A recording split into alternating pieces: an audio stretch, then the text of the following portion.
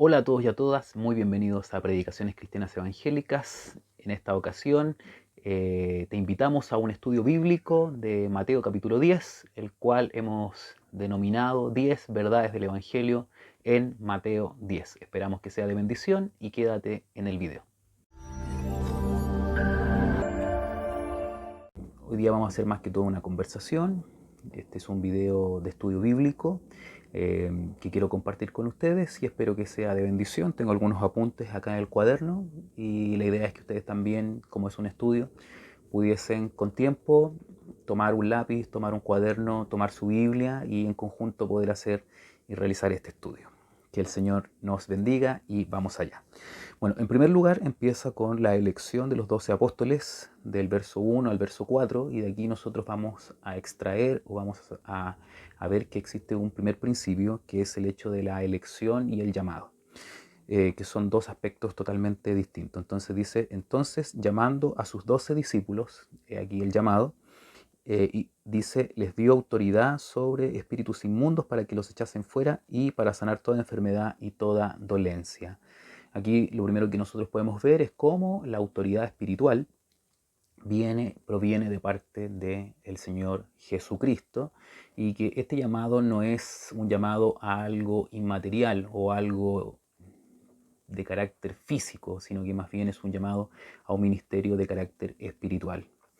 En segundo lugar, nosotros podemos ver los nombres de los discípulos, que serían Simón, llamado Pedro, Andrés, su hermano, Jacobo, hijo de Zebedeo, y Juan, su hermano, Felipe, Bartolomé, Tomás, Mateo el publicano, Jacobo, hijo de Alfeo, Lebeo, por sobrenombre Tadeo, Simón el cananista, Judas Iscariote, el que también le entregó. Entonces aquí nosotros podemos ver y extraer el primer principio, que el Evangelio parte de un llamado, pero debemos también ser escogidos por medio de la fe y no traicionar a Jesús, como fue el caso de Judas Iscariote. Tenemos el llamado a los 12, pero la elección a 11 respecto de uno que no mantuvo la fe.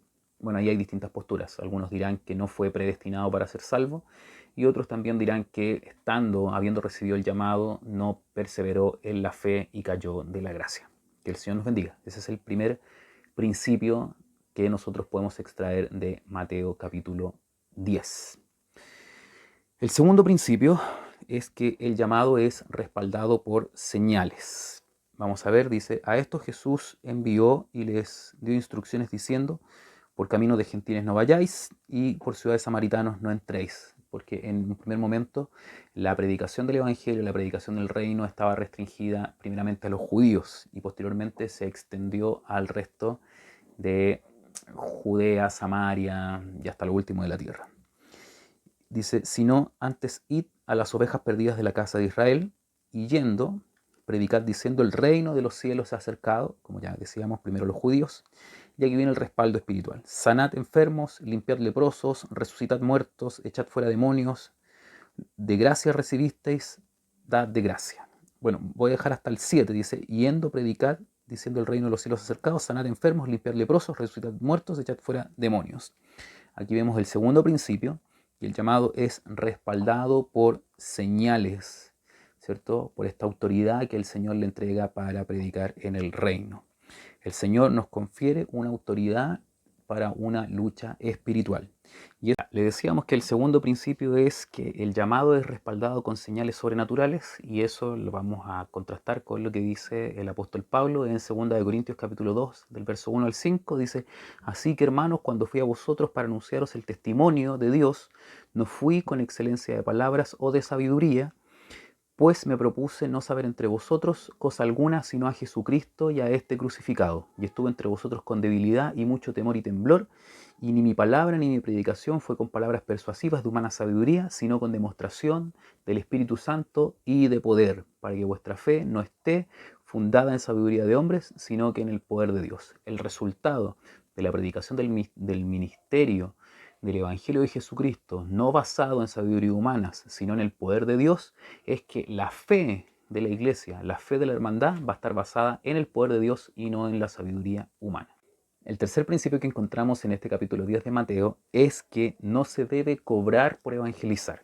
Y en este principio van a caer muchos evangelistas modernos que realizan la obra de evangelista, pero cobrando grandes sumas de dinero por predicar o por evangelizar, eh, lo cual es contrario a la palabra del Señor. De hecho, aquí en Mateo 10:10 vemos que les dice el Señor a los discípulos que esto que han recibido, esta autoridad, este poder de parte del Señor, ha sido de gracia, es decir, ha sido gratuitamente. Y eso también el cristiano verdadero, el evangelista, debe darlo de manera gratuita, como lo hizo el apóstol Pablo a los Corintios.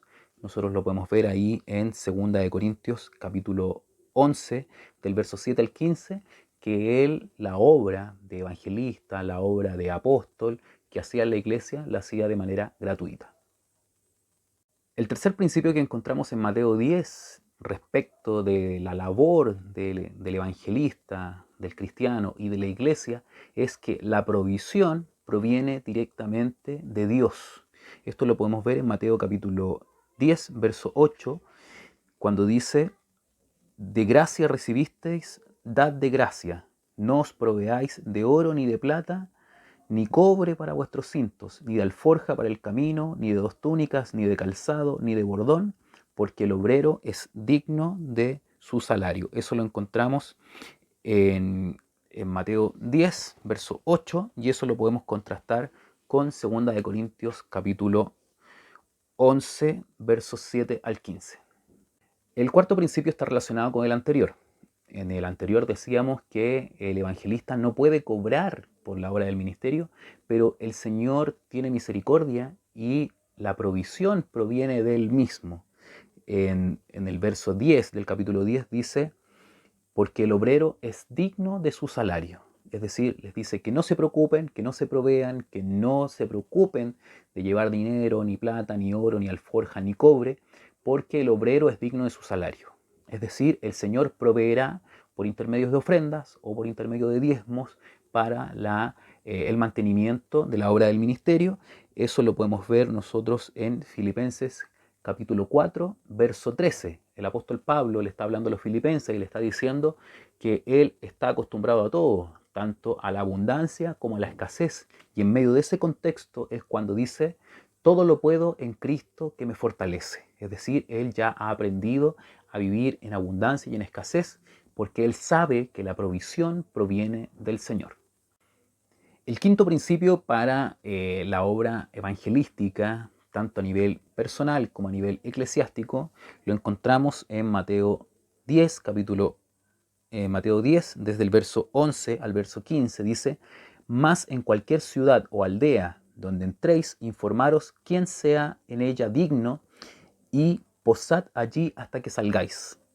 Y al entrar en la casa, saludadla. Y si la casa fuere digna, vuestra paz vendrá sobre ella, mas si no fuere digna, vuestra paz se volverá a vosotros. Y si alguno no os recibiere ni oyere vuestras palabras, salid de esta casa o ciudad y sacudid el polvo de vuestros pies.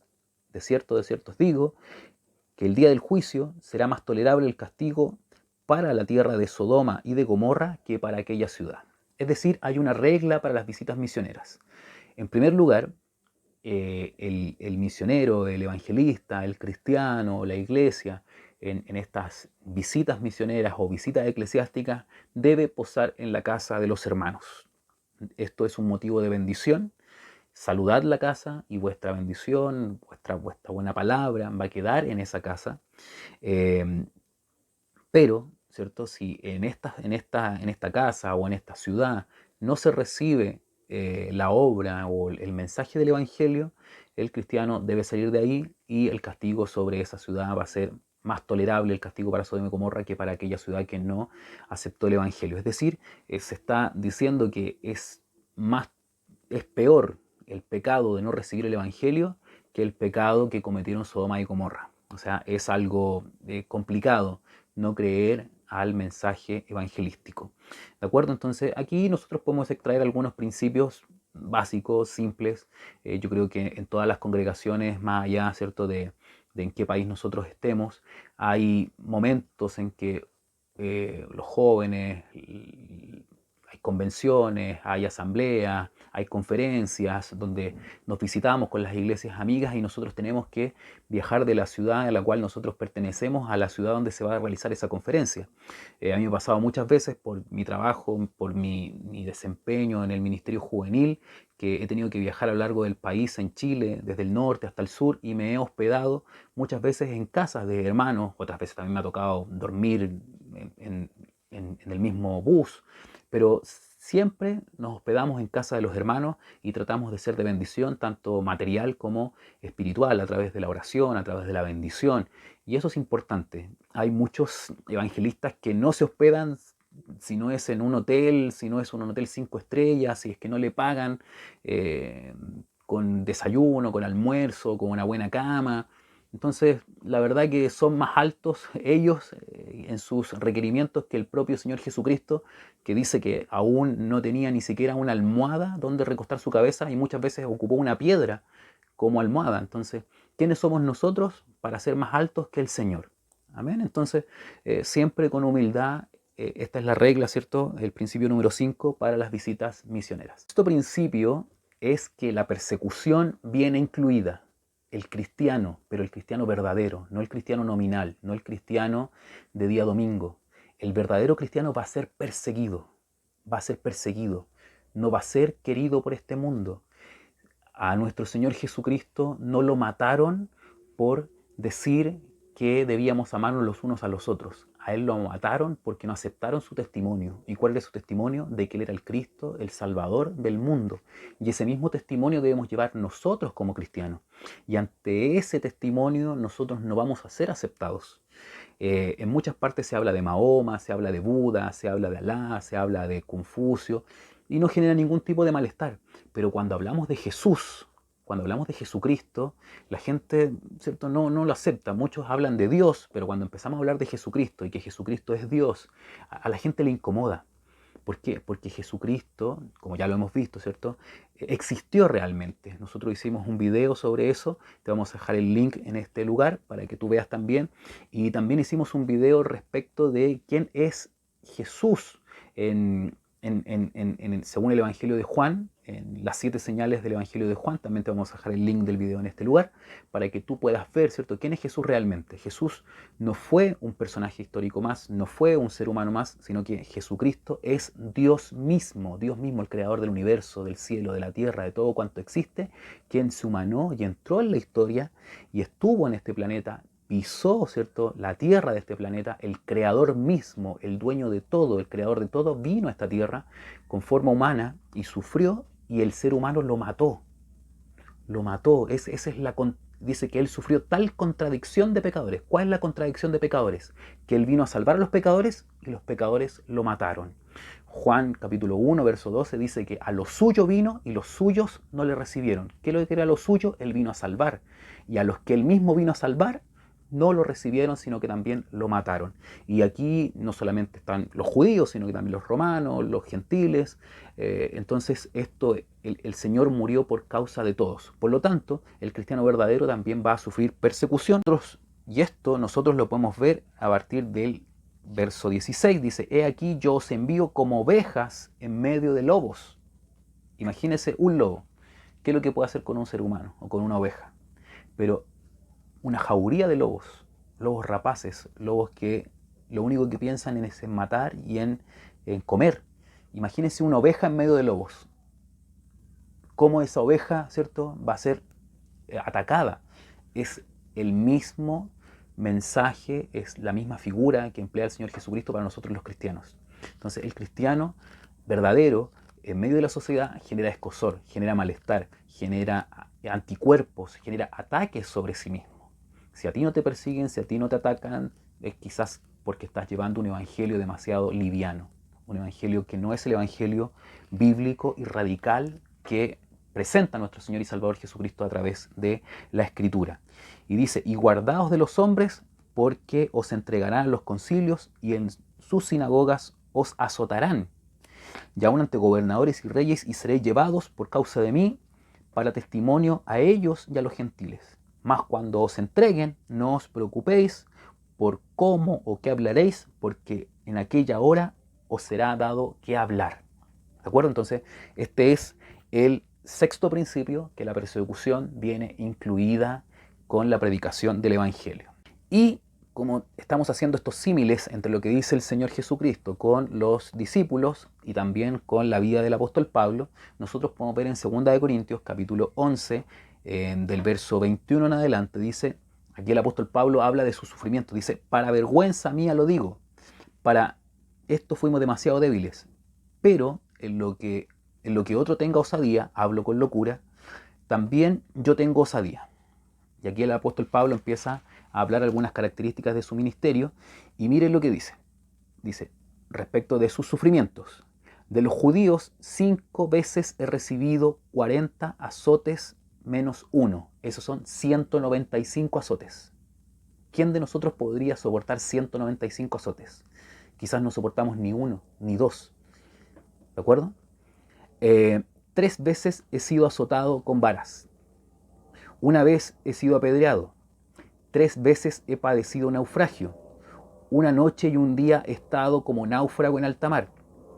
En caminos muchas veces, en peligros de ríos, peligro de ladrones, peligros de los de mi nación, peligro de los gentiles, peligros en la ciudad, peligros en el desierto, peligros en el mar, peligros entre falsos hermanos, en trabajo y fatiga, en muchos desvelos, en hambre, en sed, en muchos ayunos, en frío y en desnudez. Y además de otras cosas, lo que sobre mí se agolpa cada día la preocupación por todas las iglesias. ¿Quién enferma y yo no enfermo? ¿A quién se le hace tropezar y yo no me indigno? Si es necesario gloriarse, me gloriaré en lo que es mi debilidad. Entonces ahí tenemos parte, ¿cierto?, de lo que son los sufrimientos del apóstol Pablo, y no debéis extrañar que nosotros también tengamos que sufrir por causa del Evangelio. El séptimo principio es que nosotros debemos conocer quién es nuestro enemigo. En Mateo 10, versículo 28, dice, y no temáis a los que matan el cuerpo, mas el alma no pueden matar. Temed más bien a aquel que puede destruir el alma y el cuerpo en el infierno. Que el Señor nos bendiga. Aquí está hablando, ¿cierto?, que nosotros debemos conocer quién es el verdadero enemigo, el verdadero adversario. El enemigo, el adversario del cristiano no es otro cristiano, no es el gentil, no es el incrédulo, no es el inconverso, no es el no creyente, no es un sistema político, no es un sistema social, sino que el verdadero enemigo del Evangelio es Satanás, el diablo. A él se le debe temer, no destruye el cuerpo, sino que tiene, y aquí dice la palabra del Señor, que tiene la capacidad de destruir el alma en el infierno. Y aquí obviamente no significa que el alma no sea eterna. El hecho que diga destruir el alma en el infierno no quiere decir que el alma pueda ser destruida, porque las almas son inmortales. Quiere decir que va a perder el alma en el infierno. Respecto a este mismo punto, el apóstol Pablo dice en Efesios capítulo 6, verso 12, porque no tenemos lucha contra sangre y carne, sino contra principados, contra potestades, contra gobernadores de las tinieblas de este siglo, contra huestes espirituales de maldad en las regiones celestes. Es decir, que nuestra lucha, la lucha de la iglesia, la lucha del cristiano, es contra el enemigo que ya hemos dicho que es Satanás, el diablo, ¿ya? El adversario de Dios, quien al no poder atacar a Dios directamente, ataca a Dios por intermedio de nosotros, que somos sus hijos y su iglesia. El octavo principio es que no debemos temer. Para Dios somos muy valiosos. En el verso 28 del capítulo 10 dice, no temáis a los que matan el cuerpo, ¿cierto? No temáis. Dice, me salto al 29, ¿no se venden 2 pajarillos por un cuarto? Con todo ni uno de ellos cae en tierra sin vuestro Padre, pues aún vuestros cabellos están todos contados. Es decir, el Señor nos conoce a la perfección, conoce incluso cuántos pelos tengo en mi cabeza, eso lo conoce el Señor. Conoce tu vida, conoce tu corazón, conoce cuáles son tus circunstancias, conoce cuáles son tus problemas, conoce cuáles son tus procesos, porque tú eres de Él. Por lo tanto, no temas, no temas. El Señor te conoce, el Señor te ama, el Señor sabe que tú formas parte de su cuerpo, de su iglesia, y sabe cuando hay procesos, sabe cuando te lastiman, cuando te dañan, cuando te ofenden. No te preocupes, Él es nuestro guiador y también es nuestro vengador. Mía es la venganza, dice el Señor. Así que si alguien te hace algo, tranquilo, confía Espera y verás el resultado de la maldad del otro, porque cuando hacen algo en tu contra, están haciendo algo en contra del propio Dios. Respecto de los no creyentes que le hacen daño a la iglesia, dice, por esto Dios les envía un poder engañoso para que crean la mentira, a fin que sean condenados todos los que no creyeron la verdad, sino que se complacieron en la injusticia. Respecto del mismo punto, el apóstol Pablo dice en 2 de Timoteo capítulo 2, verso 12, si sufrimos, también reinaremos con él. Pero si le negamos, él también nos negará. Así que si estás sufriendo, tranquilo, vamos a reinar con el Señor. El noveno principio bíblico que encontramos en el capítulo 10 de Mateo es que la predicación del Evangelio traerá necesariamente división. Ese es un principio bíblico. Lo podemos ver acá en el verso 34. Dice, no penséis que he venido a traer paz a la tierra.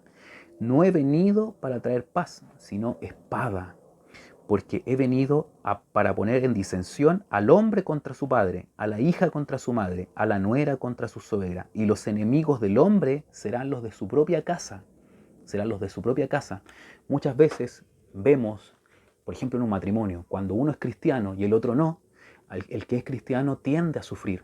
No puede orar, no puede leer, hay problemas para que vaya a la iglesia, hay problemas para que trabaje en el ministerio, hay problemas para que trabaje y entregue su vida al Señor, porque la otra persona no está conforme, no está contenta, porque no ve las cosas espiritualmente. Entonces, el cristiano, el cristianismo, ¿cierto? La palabra del Señor, el Evangelio va a traer división muchas veces entre el hombre y la mujer, entre, como dice aquí, la madre contra su hija, el padre contra su hijo, y así necesariamente, si es que uno es creyente y el otro no. Así que la predicación del Evangelio también puede traer, y trae de hecho, división. La epístola de Santiago capítulo 4, verso 4, dice lo siguiente respecto del punto anterior. Dice, oh almas adúlteras, ¿no sabéis que la amistad del mundo es enemistad contra Dios? Cualquiera pues que quiera ser amigo del mundo se constituye en enemigo de Dios. Cuando nosotros queremos obedecer la palabra del Evangelio, cuando nosotros estamos en el Evangelio obedeciendo la palabra de Dios, necesariamente nos constituimos en enemigos del mundo.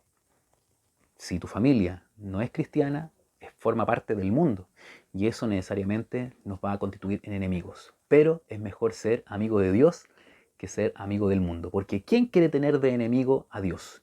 Yo no quiero tener de enemigo a Dios y creo que tú tampoco.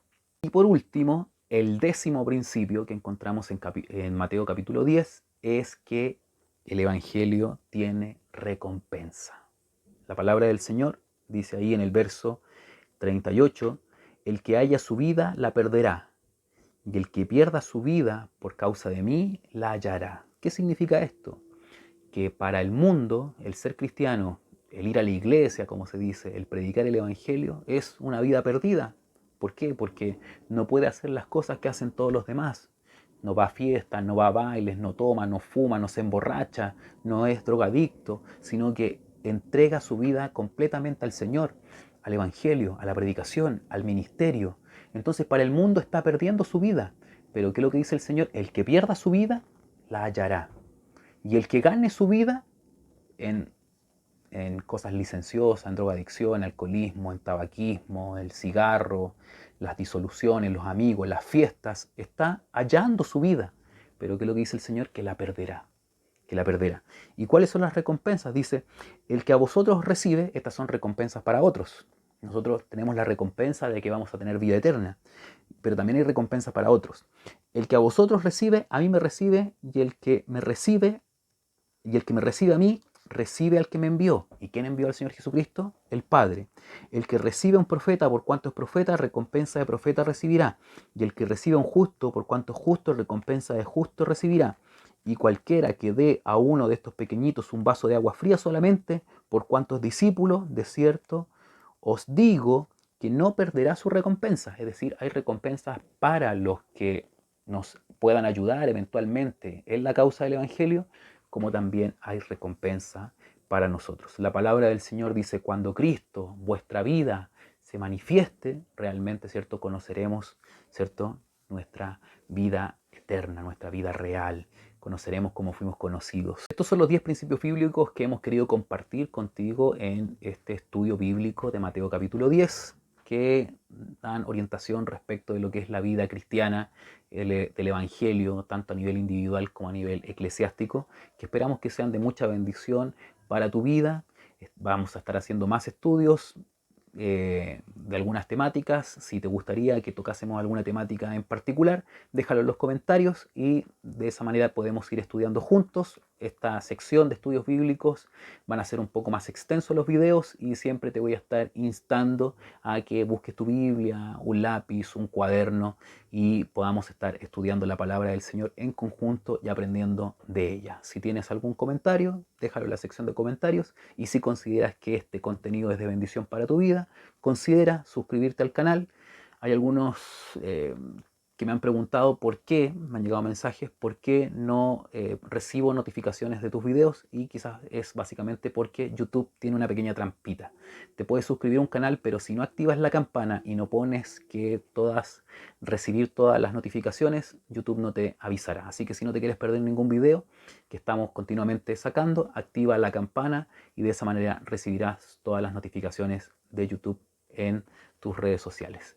Para el Señor honra, gloria desde ahora y para siempre.